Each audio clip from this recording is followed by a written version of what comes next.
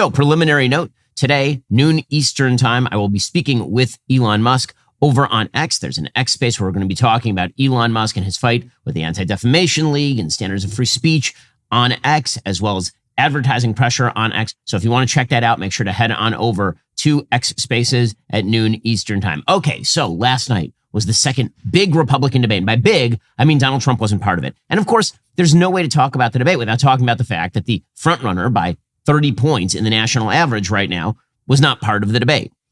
And when the frontrunner isn't there, it turns into a bit of a crab pot, meaning everybody's just pulling each other down. There's no way to avoid that sort of optic.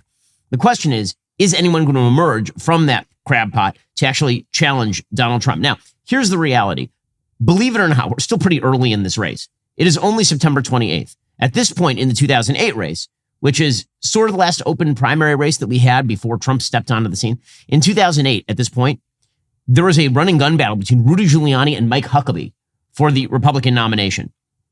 In fact, even in the 2016 Republican primary polls, Donald Trump was leading at this point, but he wasn't like way out ahead. It was still pretty competitive at this point. In other words, some things can still happen. Now, is that likely? Is that the most likely thing to happen? It's not the most likely thing to happen. However, it is pretty obvious that Donald Trump has some vulnerabilities in places like Iowa. So, for example, despite the fact that Donald Trump is leading significantly in Iowa and also in New Hampshire, when asked which candidates are being considered by voters in Iowa and New Hampshire, a huge number of Iowa voters and New Hampshire voters are saying that they are considering candidates other than Donald Trump. So they're not locked into Trump by any stretch of the imagination. In other words, if something terrible were to happen in Trump's candidacy, there are a lot of people who would presumably shift over. Right now, for example, if you look at that CBS News poll from YouGov, what it shows is that in Iowa, about 20% of the voter bloc says they will vote only Trump. In New Hampshire, that number is about 23%, which means 80% in Iowa and 77% in New Hampshire are saying that they will consider candidates other than Trump. 31% of voters in Iowa say they will not consider Trump at all. 34% of voters in New Hampshire say they will not consider Trump at all. And meanwhile, the vast bulk of the voters in the middle, the plurality of voters in the middle, in both Iowa and New Hampshire, say they will consider Trump and other candidates. What's happening right now is that all the people who are considering Trump and other candidates are splitting about half and half for Trump. So Trump's got that locked-in base of 23% in these early states. And then the other 40 to 50% of voters who say that they're considering Trump plus everybody else are splitting about half for Trump and half for everybody else. And so the field is looking very fragmented. And the same thing is happening with the people who are not considering Trump at all. They're fragmenting among a bunch of other candidates. So is it possible that somebody could theoretically consolidate the rest of these voters? It is possible, but the field would have to winnow dramatically, and that person would have to take votes directly away from Trump. It wouldn't just be a matter of picking up everybody who's anti-Trump. That's only about 33% of the Republican base at this point. They would somehow have to take the other 45% of the base, and they would have to win that percentage of the base, or at least split it in significant fashion. So that's the state of the race as we move into this debate. Now, the field is too big. It's pretty obvious that it's going to consolidate. Right now, there are three candidates who are probably on the bubble. That would be Tim Scott, Christie, and Doug Burgum. Vivek is self-funded and not really running for president anyway, and therefore he can stay in for pretty much as long as he wants. With that said, the field is likely to winnow. And so by the time we have another debate, we are probably going to be looking at Nikki Haley, Ron DeSantis. Pence probably will be out by that point, I would imagine. So you're looking at probably Haley versus DeSantis is how this race is starting to shake down. Now, are these people definitely going to drop out? Well, if you're Christie, you're just waiting until New Hampshire. You're hoping that the anti-Trump base consolidates in New Hampshire sufficient to actually show some momentum over there. But if you're looking at the state of the race right now inside the Republican Party, Haley and DeSantis are the two most viable candidates. And when I say the two most viable, they're not on even footing. DeSantis is well ahead of Haley in Iowa, and they're running about even in New Hampshire. So if DeSantis starts to pick up some momentum, which has been the story of this campaign, is that DeSantis has been a solid number two and he has never caught fire. That's been the story of the campaign so far. Again, I am somebody who is very supportive of Governor DeSantis. I think he'd make a phenomenal president. I like Nikki Haley. I've been supportive of Governor DeSantis and his candidacy pretty much this entire time in terms of who do I think would make the best president among the candidates who are on the stage. Well, with that said, everybody's still waiting for his campaign to actually initiate. And there's been sort of a stagnation to the race. It's been a very stable race, basically since June, July, when DeSantis first jumped into the race. So did the debate change anything last night? The short answer is no. The debate changed nothing. So Donald Trump basically used the war games strategy. The only winning move is not to play. Donald Trump didn't show up. He realized that if he did show up, he'd get attacked by all the other candidates on a wide variety of issues. He was attacked by them anyway for not showing up.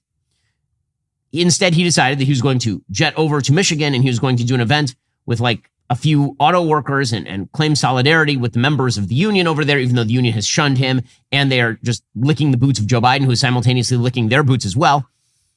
With that said, him avoiding the debate naturally means that everybody in the room is fighting each other and not Donald Trump, which is a win for Donald Trump. And that was sort of the dynamic. Last night, there was a lot of people talking over each other, people trying to get aggressive, people attempting to fight each other, and it turned into a mess.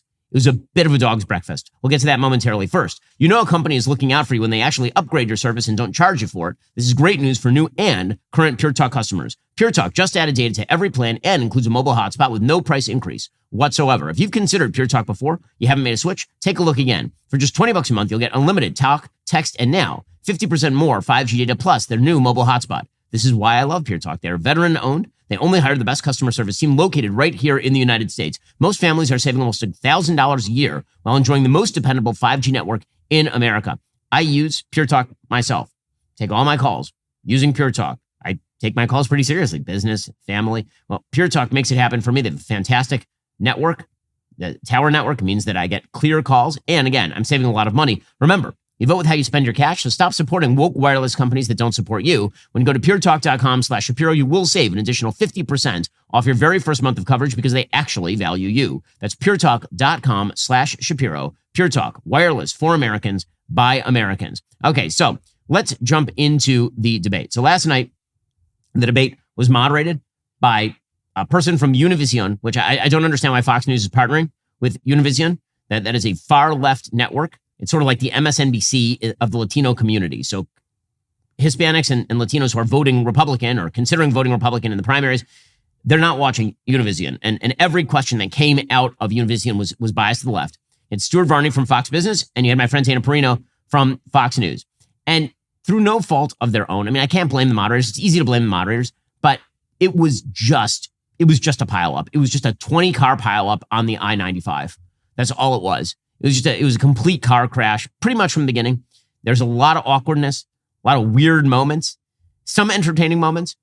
But, you know, for those who suggested that the debate overall is not a commentary on one individual candidate, the debate overall was relatively unwatchable.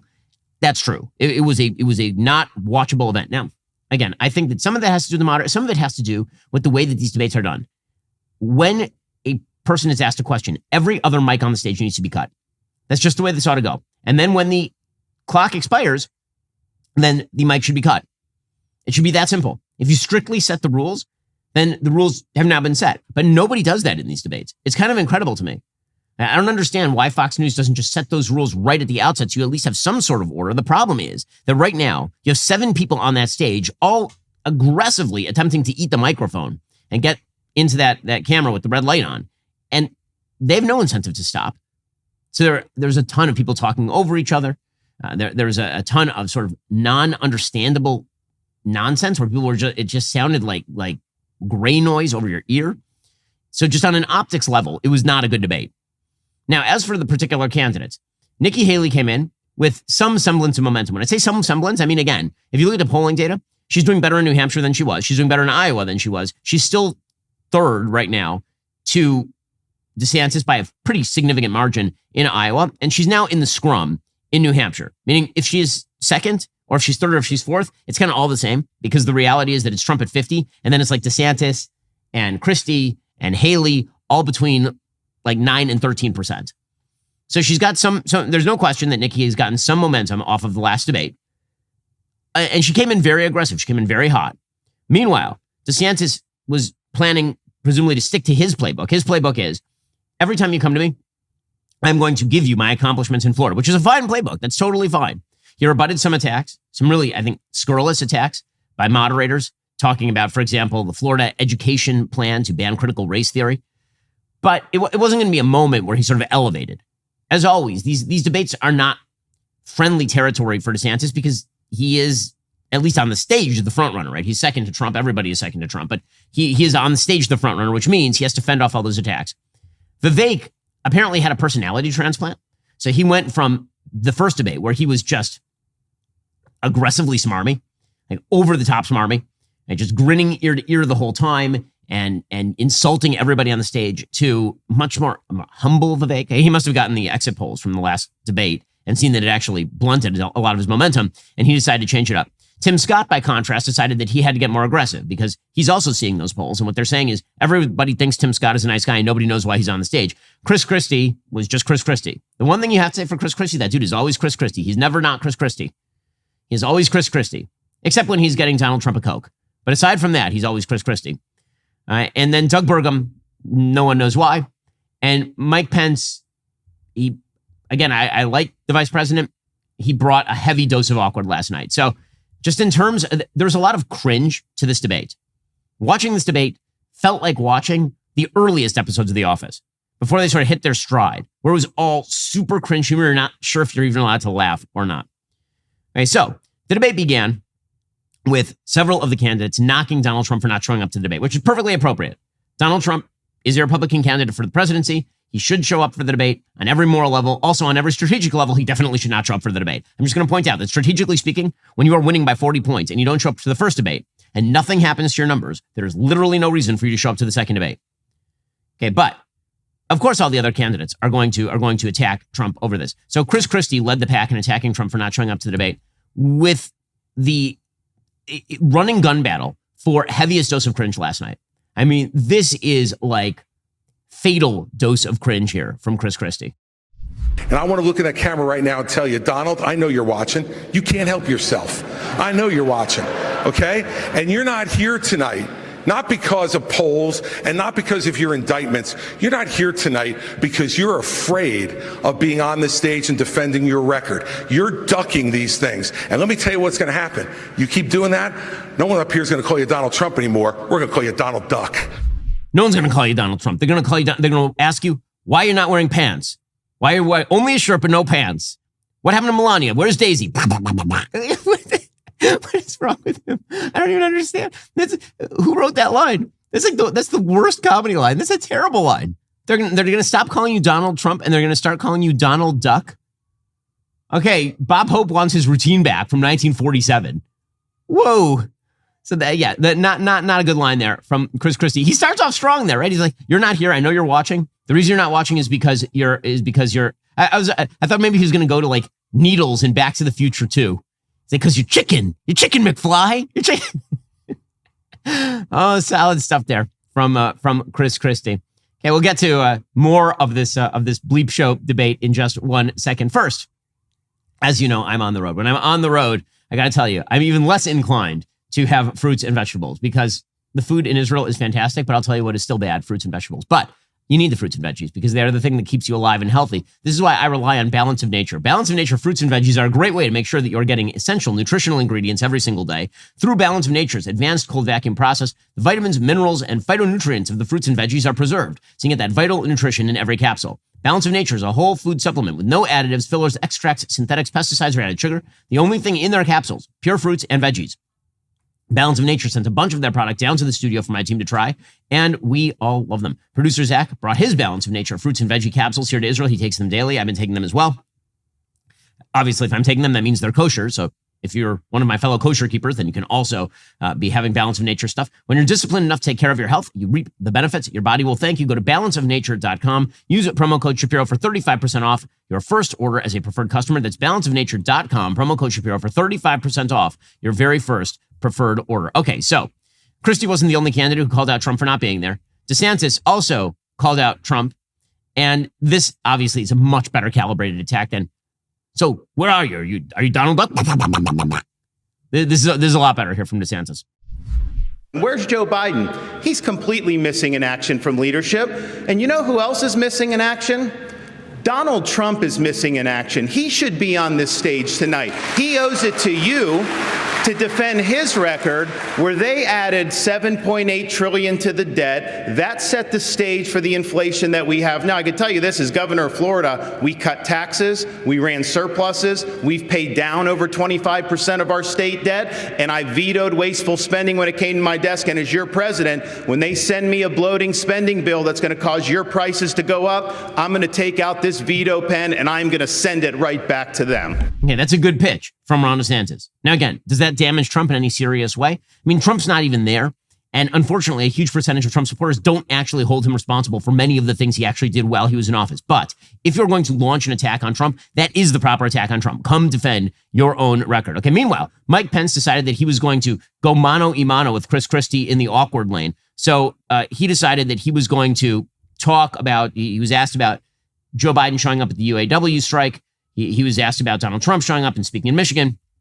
And when he was asked about Biden, he dropped what he thought, I think, was a pre-planned laugh line. So first rule of debate, do not have pre-planned laugh lines. You cannot predict when people are going to laugh, particularly when your laugh lines are this awkward. So here is Mike Pence talking about Joe Biden on the picket line. Look, I do disagree with something Tim Scott just said. Joe Biden doesn't belong on a picket line. He belongs on the unemployment line. And then he looks into camera waiting for people to laugh. It's like, oh, no. Oh, no. Now, first of all, he's cribbing off Ronald Reagan. It's an old Ronald Reagan line. He says recession is when your neighbor loses his job, and depression is when you lose your job, and recovery is when Jimmy Carter loses his job, right? So he's basically kind of twisting that line. But yeah, the crowd is like, no. So that went over like a lead balloon. Okay, meanwhile, Nikki Haley, she was very aggressive last night. She obviously was amped up, and you could tell from her manner. She didn't do poorly last night, but it was a very aggressive performance from Nikki Haley, which was kind of a difference from her last debate performance, which I thought was actually very good. Here is Nikki on immigration, for example. And what she's saying is totally right. It's just that, again, when you're watching these things, the cadence sort of matters. Well, what happens is when Joe Biden waved the green flag, it told everybody to come. And now we've seen 6 million people cross the border. We've had more fentanyl that have killed Americans in the Iraq, Vietnam, or Afghanistan wars combined. We need to make sure that we are a country of laws. The second we stop being a country of laws, we give up everything this country was founded on. So we have to secure the border. The way we do that is, first of all, defund sanctuary cities. You see what's happening in Philadelphia right now. It's got to stop. So all this is good by Nikki Haley, by the way. All this is good by Nikki Haley. And she started off the debate in this mode. As you'll see a little bit later on in the debate, she kept getting more and more aggressive. But again, she started off solid. There's a reason why in this group of candidates, Haley and DeSantis are currently doing the best. And meanwhile, Vivek was there. And again, I agree with a lot of what Vivek says, depending on the day. And Vivek yesterday was talking about the southern border. And here's what Vivek had to say about the southern border. Militarize the southern border, stop funding sanctuary cities, and end foreign aid to Mexico and Central America to end the incentives to come across. But I do go a step further. You're right about that, Ilya. I favor ending birthright citizenship for the kids of illegal immigrants in this country. Now, the left will howl about the Constitution and the 14th Amendment.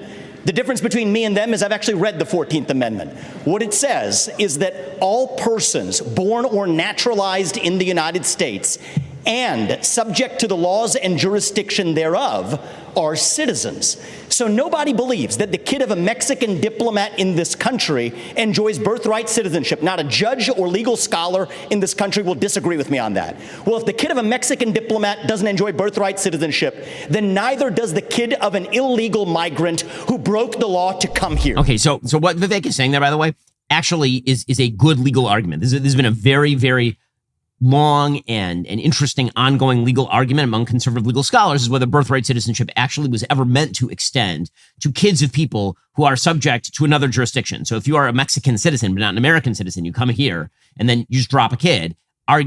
Is that kid therefore an American citizen? There's a case from the Supreme Court in the late 19th century that sort of suggests that yes, birthright citizenship is the way that this is done. It would probably take a constitutional amendment to overturn that. There's an argument about whether you could do it with an act of Congress or not. It's an interesting legal argument. So this was the debate Vivek who showed up, and much better debate Vivek. The problem is that there was hangover from the last debate Vivek. And the last debate Vivek was really obnoxious. Right? He's the guy who got on stage and he suggested that every single person who was on the stage was bought and paid for, which led to Tim Scott actually taking out a baseball bat and clobbering Vivek on the stage. And it was really at this point in the debate where things started to get out of control. From here on in, so at the beginning, you had some people making some policy statements, good, bad, and different. It was really here that things started to go wild.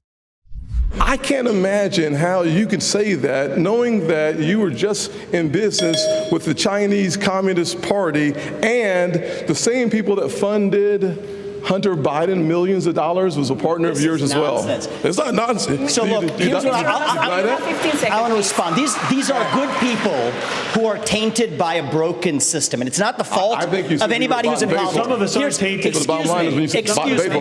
Thank you for speaking while I'm interrupting. While I'm speaking. Thank you for speaking while I'm interrupting. You can't be on both sides.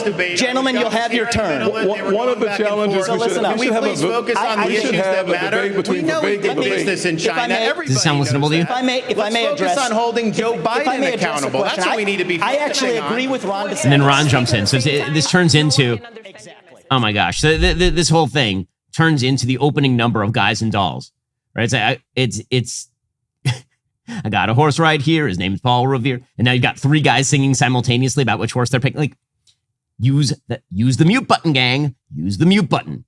Cut off somebody's mic. This is where it turned into a mess. I will say that Freudian slip by Vivek right there, stop speaking while I'm interrupting, is pretty spectacular. Okay, we'll get to more on this in just 1 second. First, gotta tell you, my sleep quality here in Israel, it has been improved by the fact that I told you this before. I brought with me my Bull and Branch blanket. It's a thing I do.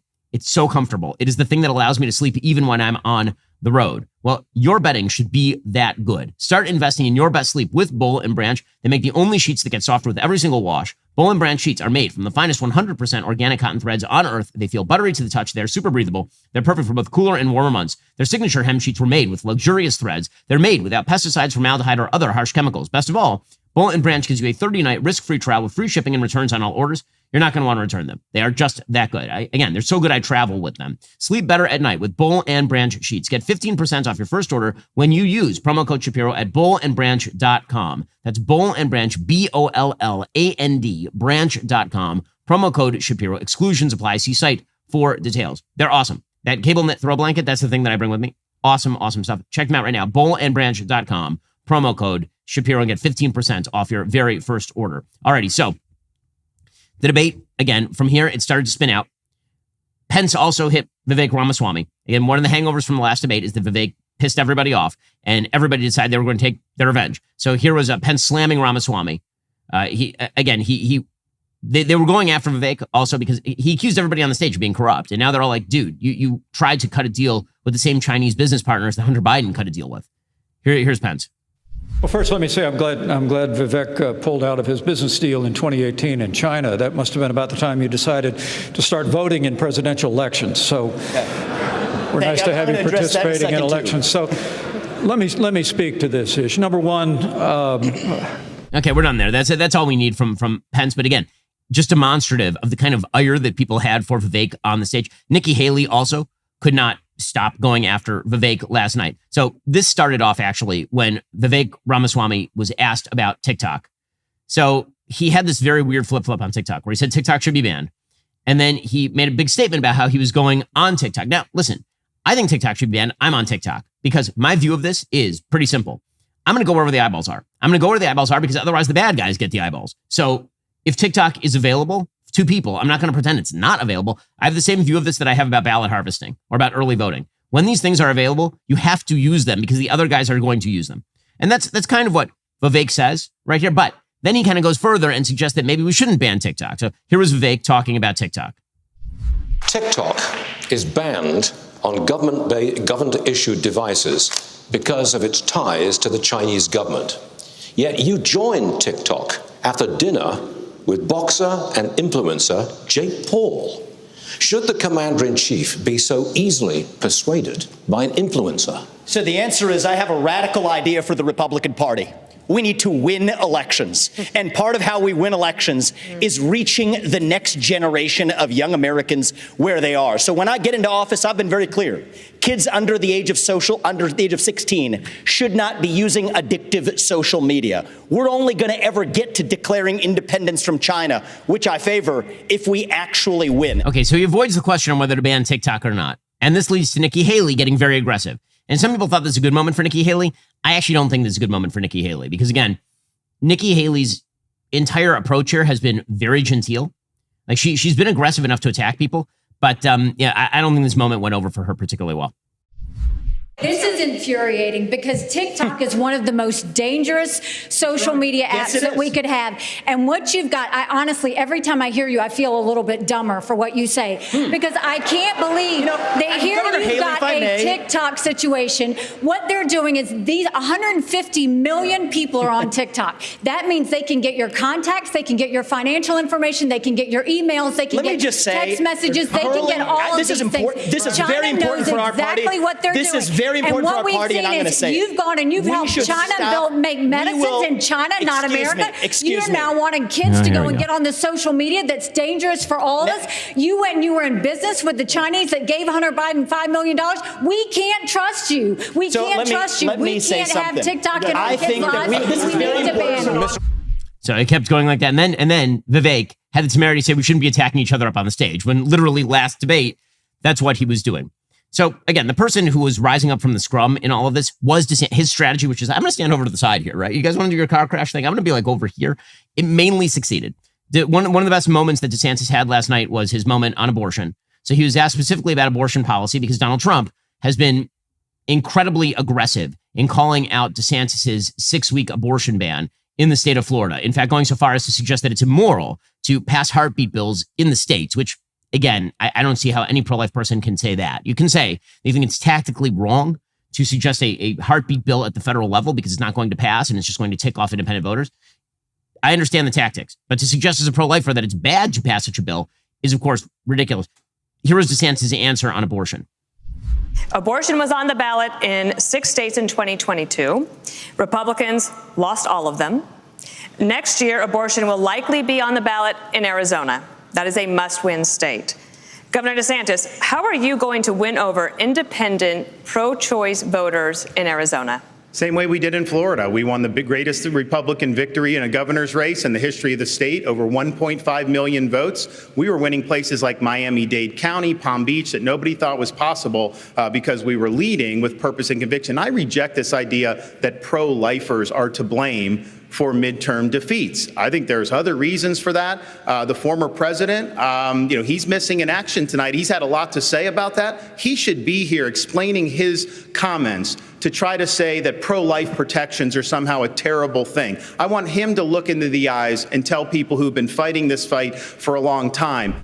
Okay, so, good for DeSantis. Good answer.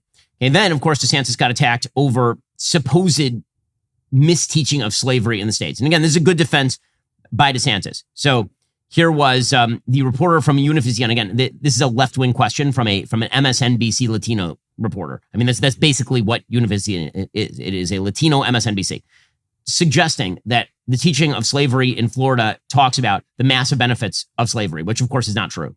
We've talked about this extensively on the program. It's a lie.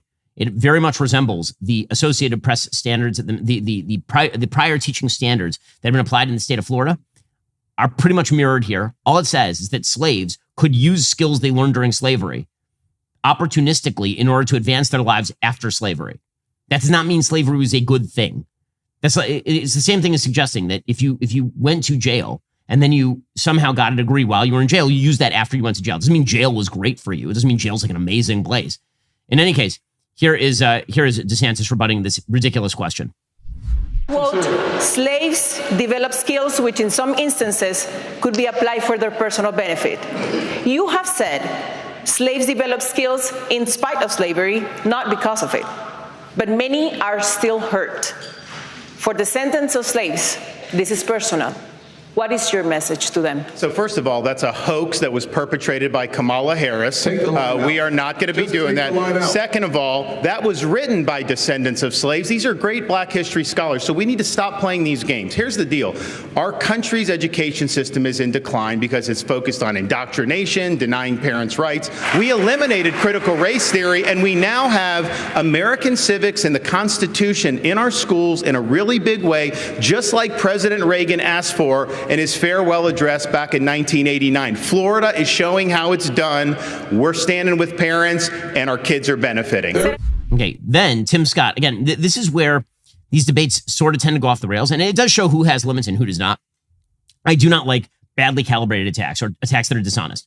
Tim Scott going after DeSantis on the slavery thing is really scurrilous. It's really scurrilous, and it's beneath Tim Scott for sure. Here is Scott going after Ron DeSantis on the standard, which again was not written by Ron DeSantis. It was written by a group of black scholars in Florida. There is not a redeeming quality in slavery. He and Kamala should have just taken the one sentence out. Ridiculous. I'm sorry. That's ridiculous. That's ridiculous. No one is suggesting that slavery had redeeming qualities. No one's suggesting that. And so for Tim Scott to do that, again, gross. Don't like it. Okay, we'll get to more of the debate in just 1 second. First, as much as I love watching baseball and rooting for my White Sox, I got to say my White Sox are awful this year, like a truly historically awful team, which means I'm not enjoying it as much as usual. So I have to rely on Prize Picks to make it more enjoyable. Prize Picks is the easiest and fastest way to play daily fantasy sports. You pick 2 to 6 players and you choose whether they will score more or less than their Prize Picks projection. If you're a White Sox fan, always take the under. You can win up to 25 times your money on any entry. No competition against other people. It's just you versus the projections. Prize Picks offers projections on pretty much every sport there is. NBA, MLB, NFL, NHL, PGA, college sports, esports, tennis, disc golf, whatever you're into. Prize Picks now offers Apple Pay for quick and easy deposits into your account this football season. Again, if you are, like me, a fan of, say, the Chicago Bears, and you've just been watching the painful Season 3 performance of Justin Fields, maybe the only way to make the NFL watchable for you is to use Prize Picks. Go to prizepicks.com/Ben. Use promo code Ben for a first deposit match up to $100. That's prizepicks.com/Ben with promo code Ben for a deposit match up to $100. Okay. The debate concluded with pretty much everybody trying to explain who they wanted to leave the race, what they thought the race was about. In the end, there are really only 2 candidates on the stage who are running to be the president of the United States. In the end, DeSantis and Haley. Everybody else is up there for a different reason. And you could see it in the answers. So the last question, Dana Perino is getting a lot of crap for this because she said, if this were Survivor, who would be voted off the island? And like, is that an insulting question? I mean, half these people should be off the island. Not only should they be off the island, we should actually have, like an alligator pit. And I think it would make it much more entertaining if every time they slip lower in the polls, there was the possibility of death. I mean, it would definitely winnow the field pretty dramatically. In any case, here was Dana asking the question. Ron DeSantis said, I'm not going to answer it because I don't like the question. Fair enough. None of you have indicated that you're dropping out. So, which one of you on stage tonight should be voted off the island? Please use your marker to write your choice on the notepad in front of you. 15 seconds starting now. Of the people on the stage, who should be? I'm absolutely serious. With all due respect, I mean, we're here, we're happy to debate, but I think that's disrespectful to my fellow competitors. Nobody wants to participate. Let's do some questions. Let's talk about the future of the country. Okay, fine. I will say that it was very funny. At the very end of this debate, took the mask off of Vivek when it came to Trump. So this is the thing. Look at that list of candidates again. Who is actually running because they think they're going to win the nomination? So Nikki, maybe. DeSantis is definitely running because he thinks he could win the nomination. I mean, back in December, he was directly competitive with Donald Trump. Vivek is running to be a senator from Ohio with Trump's endorsement, or he is running to get a podcast, or he's running to do whatever it is he's doing. He was asked, why are you running when you're basically just a Trump mini-me? And his answer was, well, I am a Trump mini-me. And here we go. I think Trump was an excellent president, but the America First agenda does not belong to one man. It does not belong to Donald Trump. It doesn't belong to me. It belongs to you, the people of this country. And the question is, who's going to unite this country and take the America First agenda to the next level? Okay, fine. So the problem is that guy's running. So you can't do that. You can't do that. He was an excellent president. I love his agenda, and we need to take it to the next level. He's standing right there, and he's beating you by 40 points, dude. That's some people here are running, and some people here are not running. They are just there for the bleeps and giggles of it. Again, Nikki Haley running. Ron DeSantis clearly running. Vivek, nope. Tim Scott, nope. Christie, nope. Is it more of a revenge campaign? Just looking for his opportunity to run into the middle of a room and start belching everywhere. Doug Burgum. I mean, Doug, you seem like a nice enough guy. I just don't understand. And Mike Pence, who clearly is there to sort of shore up his legacy because he was Donald Trump's vice president and he has to justify himself individually. Okay, Are these people seriously serious? The answer is no, which brings us to Trump. We'll get to Trump in just a second because he spent the day not going to this debate. He instead went over to Michigan. We'll get to that momentarily. First, the Ben Shapiro Show is supported by Grand Canyon University, an affordable private Christian university with a vibrant campus in beautiful Phoenix, Arizona, that's ranked top 20 in the country, according to niche.com. GCU is a missional, Christ-centered university that strives to foster a culture of community, giving, and impact. GCU's goal is to help you develop into a servant leader who makes a difference through finding your purpose. With 330 academic programs, over 270 online as of June 2023, GCU integrates the free market system with a welcoming Christian worldview into your bachelor's, master's, or doctoral degree. Find your purpose at Grand Canyon University, private, Christian, affordable. Visit gcu.edu today. Also, everybody's talking about convicting a murderer. It's completely blown up making a murderer's narrative of Stephen Avery being falsely convicted for murdering Teresa Halbach. There are people all over the country commenting about how they've changed their mind after watching Convicting a Murderer. Well, this is what happens when you actually make a documentary that looks at the entire panoply of the facts. This week's episode is all about how Making a Murderer left so many viewers convinced that Manitowoc police orchestrated a plot to frame Stephen Avery. Candace is going to show you what actually happened in this week's episode. Take a look.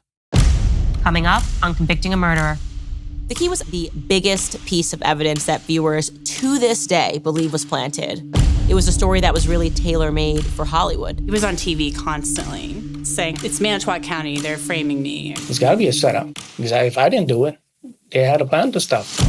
It seemed like almost everyone believed these filmmakers. What do we want? Justice! What do we want it now? His body language comes across as very suspicious. It looked like he was caught. And that is exactly what the filmmakers led you to believe.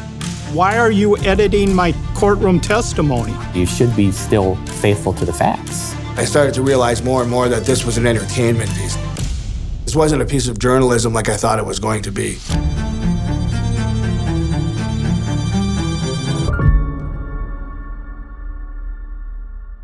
New episodes of Convicting a Murderer are released every Thursday exclusively at Daily Wire Plus. If you're not a member, head on over to dailywire.com/subscribe to sign up for access to this groundbreaking series and the rest of Daily Wire's content. Okay, meanwhile, Donald Trump avoided the entire debate, right? So everybody in the debate is tearing each other apart. They're all, going at one another. Final debate grades, by the way, on this one, I'll give DeSantis a B+, Haley a B-, Vivek I'll give a C+, Christie a C to C-. I mean, that Donald Duck joke was just painful. Mike Pence a D, Tim Scott a D, and Doug Burgum, sure, he's great. I don't understand. Okay, meanwhile, Donald Trump, again, played the war game strategy. The winning move is not to play. He instead decided to head on over to Clinton Township, Michigan, where he was supposedly speaking to auto workers. Unclear how many auto workers actually showed up to this thing, since the UAW is in Joe Biden's pocket, because he is in their pocket. It's an Ouroboros of pocket being in any case.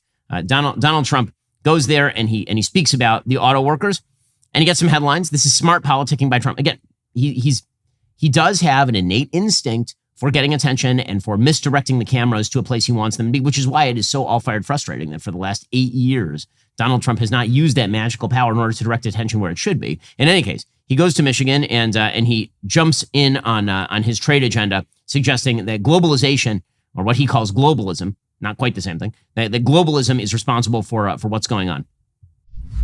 So give me 4 more years and I will give you the end to this horrible globalism that's killing our country. I'll give you the return of the United States of America as the greatest and strongest industrial nation in the history of the world. Together we will dismantle the corrupt power structure that has feasted on the suffering of the American auto worker and the workers of any kind, not just auto workers, workers of any kind. We will cast from power the financial forces that have turned American cities into ghost towns to build skyscrapers in Beijing, China. We will wield every lever of government to defend you and to hold accountable those who have profited from the betrayal and suffering of the American factory workers. So sad to see. As your 47th President of the United States, I will be your protector, I will be your advocate, and I will be your greatest champion, the greatest champion. And now again, do I think that a lot of this stuff is true? Do I think that manufacturing jobs are going to come flowing back into the United States thanks to President Trump? I mean, I don't. I don't think that anybody has the capacity to bring manufacturing jobs like 1950s style manufacturing jobs back to the United States. That's not what the statistics show. However, Is that a solid Midwestern Rust Belt pitch? Sure. His better pitch here is going after the Biden administration for their electric vehicle mandate. This obviously is true. Here's Trump yesterday in Michigan. On day one, I will terminate Joe Biden's electric vehicle mandate, and I will cancel every job-killing regulation that is crushing American auto workers. I will unleash a thing called American energy, stop the ban on the internal combustion engine, and we will drill, baby, drill, and we will make zero environmental difference.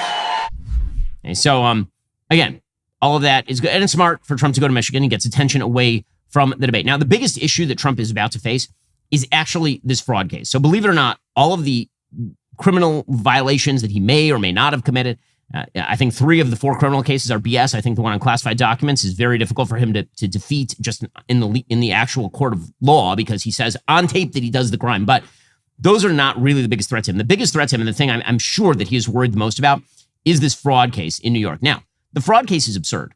It's an absurd case. So the law in the state of New York, I looked it up yesterday. The law in the state of New York suggests that the government is capable of what they call disgorgement of profits of a business, even if no crime has actually been committed against anyone. So they're not charging you with a crime. They're not convicting you of fraud. You have not defrauded anyone in the sense that the person who you supposedly bamboozled is not suing you. And so you and I make a real estate deal. I inflate the value of my real estate assets. You know I'm inflating the value of my real estate assets. You make me the loan. We both profit. So there was no loss by you. In the state of New York, you do not have to show a loss. The state of New York does not have to show a loss. There doesn't have to be any criminal fraud. They can then push for disgorgement of profits by filing a civil lawsuit. And that's precisely what happened in the state of New York, to the tune of $250 million against Trump's businesses, which is wild. I mean, that's wild. That's a crazy regimen of law. That if they detect, they think civilly that you committed a series of frauds. In other words, you just completely kept inflating the value of your assets in order to get deals at lower interest rates. The bank knew you were inflating. They gave you the loan anyway. The state can then come in post facto after everyone has benefited and done great. And the state has gotten more taxes because everybody did great. And they can disgorge the profits from you by identifying a pattern or practice of fraudulent conduct. So it's not even about finding a harm. There's no harm. Now, normally in a case, you have to show a harm. Here, you don't even have to show a harm. You just go after people. So here is what is happening in that case. According to the New York Times, a New York judge ruled on Tuesday that Trump persistently committed fraud by inflating the value of his assets and stripped the former president of control over some of his signature New York properties. This is a real problem for Trump. If all those properties go into receivership, that is a heavy-duty burden on his assets. So if he is using those assets to, say, take loans out against the assets in order to raise legal funds, that is not available to him. It's a serious issue for him, electorally speaking. So according to the New York Times, the surprising decision by Justice Arthur Engoron is a major victory for Attorney General Letitia James in her lawsuit against Trump, effectively deciding no trial was needed to determine that he had fraudulently secured favorable terms on loans and insurance deals. James has argued that Trump inflated the value of his properties by as much as $2.2 billion and is seeking a penalty of about $250 million in a trial scheduled to begin as early as Monday. Now, if that goes forward and these properties are put into receivership, what that means is that Trump can't manage his own businesses. Those businesses now go to the hands of a third-party receiver who decides how to dispose of assets to pay off creditors, for example. And one of those creditors now would be the state of New York to the tune of $250 million. Trump, for his part, said that Justice Engoron was a Democrat. He called him deranged. While the trial will determine the size of the penalty, Engoron's ruling granted one of the biggest punishments that James sought, the cancellation of business certificates that allow some of Trump's New York properties to operate, a move that could have major repercussions for the Trump family business. The decision could terminate his control over a flagship commercial property at 40 Wall Street in Lower Manhattan, a family estate in Westchester County, the Trump Tower in Midtown Manhattan, his golf club in Westchester. It wouldn't dissolve the company, but the decision could have a sweeping impact on the company's New York operations. It would shut down an entity that employs hundreds of people working for him in New York, effectively destroying the company. So this is like a serious full frontal assault on Donald Trump's financial wherewithal, his asset base in the state of New York, which is where the majority of his assets are located. And not only that, it encumbers the assets for his kids. So even if Trump were to step off the political stage tomorrow, even if, God forbid, something were to happen to him tomorrow, it would then encumber the assets for his children. So this is a real threat to Donald Trump because, again, if he doesn't have money to run his campaign, where's that money going to come from? Presumably it's going to keep coming from donors. You're going to give money to his campaign. He's going to use it to pay off all of his legal bills. None of that money is going to get spent on electioneering. So you want to talk about election interference? This case actually might be the largest act of election interference in the entire election cycle. And that's something people should take into account. Again, if what you care about is victory over Joe Biden, massive burdens on the Republican frontrunner make it very difficult for him to win. Yes, there have been some positive polls for Donald Trump in the recent past. We're also a year and a half out from the election. 4 criminal cases have yet to take place. And if his assets go into receivership, he's got a serious problem on his hands. Herein lies the problem. And this is the case that really nobody made at the debate last night. It's a very simple case. No one on the stage has lost to Joe Biden. There's only one person who's lost to Joe Biden, Donald Trump. He lost to Joe Biden in 2020. Run me, right? That's what everyone on stage should have been saying this last night. Run me. I didn't lose to Biden. You can cite polls, but those same polls suggest that Donald Trump is running dead even with Joe Biden. And again, Donald Trump, those polls said Hillary Clinton was going to beat Donald Trump. So there's only one thing we do know is that in an actual voting test, Donald Trump lost to Joe Biden. And so if you're willing to take that risk again, go with Donald Trump. Or you could go with somebody who hasn't lost to Joe Biden before. In fact, Joe Biden's made it pretty clear that he would like to run against Donald Trump. Right? That's the case that everybody basically should have been making on the stage last night. And nobody actually made that case, which is always kind of surprising to me. Again, the polls are so all over the place. There's another poll out today from The Economist YouGov, and it shows Biden up 5. So inside the space of like a week, you have an ABC News Washington Post poll showing Trump up 10. And then you have an Economist YouGov poll showing Biden up 5. Like that is a 15-point swing. So where the hell, I don't know where the polls are. What I do know is that Trump has very major systemic hurdles that he's going to have to overcome. That this is not an easy election for him by any stretch of the imagination. And every single legal ruling that comes down against him, justified or unjustified, it doesn't matter whether the decision is right or whether the decision is wrong. The only thing that matters is whether it stops Trump from beating Joe Biden. Okay, meanwhile, Gavin Newsom, who is like desperately hanging around in the hopes that Joe Biden dies. I mean, that's all I can imagine he's doing here. Because the year is 2024, not 2028. He's a sitting governor of California. He showed up at the debate. He like crashed the party and showed up at the debate. No one knows why, except that dude desperately wants attention. Best meme I saw about him recently is every time Gavin Newsom smiles, he looks like a movie villain who just poisoned you, which, fact check, true. Like jet set it in from the 1980s. He's like the lead character in American Psycho. He's going to take you in the back room, put on some hip to be square and start going at you with an axe, Gavin Newsom. In any case, here was Gavin Newsom crashing the party. Governor, what do you think is going to be the takeaway after this debate from the American people? I think it will be clear that Trump comes out the dominant force after this debate. I mean, this is the XFL. This is JV. I mean, and honestly, this is maybe a vice presidential debate. So what are you doing there? These guys are getting lapped by Donald Trump. It's not even close. It's not even interesting. And I think what's most interesting to me is, do they recognize that? Or are they actually going to show up and run against the guy that's in the way of their prospects to be the nominee? It's a zero-sum game. It's a binary choice at the end of the day. It's not a ranked choice voting. So either these guys come after the front runner and distinguish themselves, or otherwise they're wasting everybody's time. And I say this with love and respect. What are you doing there then? Some of the advertising is being discounted for this debate. People don't even want to tune in because they know that fundamentally. So again, I repeat the question. What is this doofus doing there? What's he doing there? Do you show up to XFL games randomly? Do you show up to the JV game, the JV volleyball game, like on a random Wednesday night? Is that a thing that you do? Very, very strange behavior from Gavin Newsom. Then Gavin Newsom drops an even stranger thing. So we know that Gavin Newsom is slated to have at the end of, I believe, next month, he's going to have a debate with Ron DeSantis. And it should be really interesting because, again, these are two very different visions of governing the country. DeSantis wants the debate because he wants to be able to take it to Gavin Newsom and demonstrate, since Biden won't debate him, that the stand-in for Biden is very bad at governing. He's hoping it'll give him a boost. Newsom wants it because anything that gets Gavin Newsom on TV is something that Gavin Newsom wants. So Gavin Newsom then bizarrely went on a show on X and explained that because Ron DeSantis is debating him, this disqualifies him as president, which is a super weird take. It's like Newsom has been following around DeSantis asking for debate. And finally, DeSantis turned around and said, sure, let's do it. And then Newsom's like, you can't be president because you're debating me. Weird take, Gavin. Okay. A debate between you and Ron DeSantis, November 30th, Fox News Channel, Sean Hannity in Georgia without a crowd, just the two of you. Why are you doing that, and what is your strategy? Well, I don't know if that's the right question. Why is he doing it is the right question. He's running, I think. I'm not sure after tonight. but currently he's running for president of the United States. Do you think he's still going to be? Do you think he'll still be a candidate November 30th? That's an open-ended question. Part of me wonders if, the fact that he took this debate, the fact that he took the bait in relation to this debate, shows that he's completely unqualified to be president of the United States. That's my humble first. Why is that? You're baiting him with the debate offer? Of course. I mean, why is he debating a guy who's not even running for president when he's running for president? He's showing up at the Reagan Library, hallowed ground, and he puts out an ad today, not for his presidential campaign, to promote a debate against the governor of California? I mean, this guy's distracted.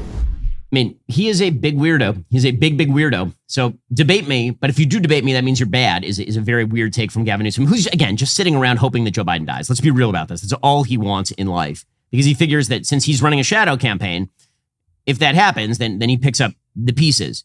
Meanwhile, again, Joe Biden's administration continues to be a bleep show. It's the thing that is keeping Republicans competitive in this race. Pete Buttigieg, the Secretary of Transportation, who theoretically should be the one involved, he's the Secretary of Transportation in the UAW issues, or Secretary of Labor should be involved, not Joe Biden. Joe Biden shows up to the picket lines, as we discussed yesterday on the program, in one of the most corrupt acts I've ever seen from a United States president. He shows up wearing a UAW hat in the middle of a labor dispute, which is totally crazy. And Buttigieg was asked, so does he support the UAW's agenda, since the UAW wants a 32-hour French work week? They want a 40% pay raise over the next 4 years, cost of living adjusted. They want defined benefits pension plans.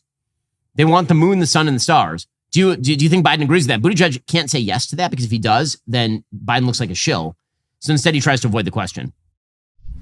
They're asking for 40% pay increase, 4-day week, things like that. Does the president support what they're asking for specifically? Look, I can't speak to individual terms that are in contract negotiations being worked out at the table today. Yeah, you can't speak to this? Could you speak to the fact that the president went and wore a UAW hat on the picket line? Could he speak to that? Again, this administration is just awful. Meanwhile, the DEA administrator is out there admitting that fentanyl is pouring into the country via Mexico. And so why is the border open? So tie all that together and explain why it is so difficult to stop it. So first of all, I think we should start even at the beginning, which is that fentanyl is the deadliest drug threat we've ever faced. It is also incredibly cheap to make, and it is easy to transport or hide, because these tiny quantities, the amount that you can fit on the tip of a pencil, are deadly. And so this has completely changed the face of narcotics trafficking in the world. These are man-made synthetic drugs, starting with these chemicals coming from China, going to Mexico, where they are made into fentanyl powder and then often pressed into pills. The powder and the pills are coming across into the U.S. So then why is the border so open? That would be the big question. Again, Joe Biden, very, very bad at the presidenting. Okay, time for some things I like and then some things that I hate. So things that I like. Since I'm in Israel, I constantly get asked for, travel recommendations while you're in Israel. So here's one a little bit off the beaten path. There's tons of amazing stuff in Jerusalem. There's amazing sites like Masada. But here's one that the kids will really like. There's something in Israel. It's in a place called Bet Shemesh, called the Biblical Museum of Natural History. And it's very, very cool. So basically, this museum was started by a rabbi who looks at the Bible in light of science. And he goes through the Bible and he looks at what the language of the Bible means with regard to animals. So, for example, when it talks about deer in the Bible, the word for deer actually means gazelle. But because people who are translating the Bible weren't living in Israel, they didn't know the species that actually they were talking about when they translated the Bible. And so you actually have to go back to the original. It's very interesting and cool stuff. It's, again, a merger of science and religion that's really worth the visit. So you should go check that out. The Biblical Museum of Natural History. I took my kids there yesterday, and it was indeed a lot of fun. If you're looking for more travel recommendations, if you ever come to Israel, I'm happy to give them. In fact, I think we're going to be putting out more material in the near future about some places you should and definitely should not go if you are visiting around here. Okay, time for some things that I hate. Okay, so last night in Philadelphia, every liquor store in the city closed. Every single liquor store in the city. They closed because several locations were looted shortly after the conclusion of peaceful protests against a judge's decision to dismiss all charges against a former Philadelphia police officer in a fatal traffic stop shooting. So the police made dozens of arrests following Tuesday night's looting, and they said they were prepared to make more if things got out of hand on Wednesday evening. So out of concern for public safety, they shut all 49 retail wine and liquor stores in Philadelphia. which is the sign of a well-functioning city, is you shut all of your retail establishments because you're afraid that people are going to loot the living crap out of it. In fact, there was tape of juveniles looting multiple stores in Philadelphia. This was Tuesday night. Here's what it looked like. Looters ransacking Center City stores first, then police headed to Port Richmond and Northeast Philadelphia as caravans of kids and teens moved fast from location to location. Here's what we've learned overnight. At least 20 people are under arrest. 2 guns were recovered. At least 1 police car was damaged, and there are no reports of injuries. NBC 10's Randy Gyllenhaal live in Center City near one of the business looted. Randy, police say the looters were taking advantage of a peaceful protest involving the deadly shooting of Eddie Irizarry. Yeah, police calling these looters criminal opportunists who went out after this peaceful protest had ended, hitting stores like the Lululemon. This is in Rittenhouse Square. It was a busy night. Witnesses report seeing 100 or more teens, young people, even some children ransacking stores. It's going amazing. It's going great. The cops were completely outnumbered. So clearly the issue here is police brutality, not mass criminality. So there's 1 cop there. Look how many criminals. They can't even handle them.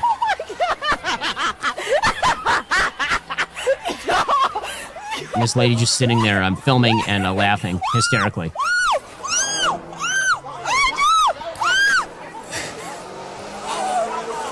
my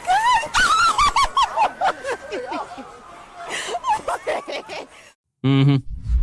That's great. One protester was standing outside a store shouting, "Everyone must eat." It's a communist uprising in which everyone requires their big screen TV. Everybody must eat! Everybody must eat! Everybody must eat! Everybody must eat! Yes! Everybody must eat! Everybody must eat! Everybody must eat! Do you mean drink? It's a liquor store. Everybody must eat! That's what I'm talking about. And meanwhile, people screaming that there are free iPhones for everyone as well. So that's exciting. Got to nail that cell phone store and grab yourself an iPhone. God word!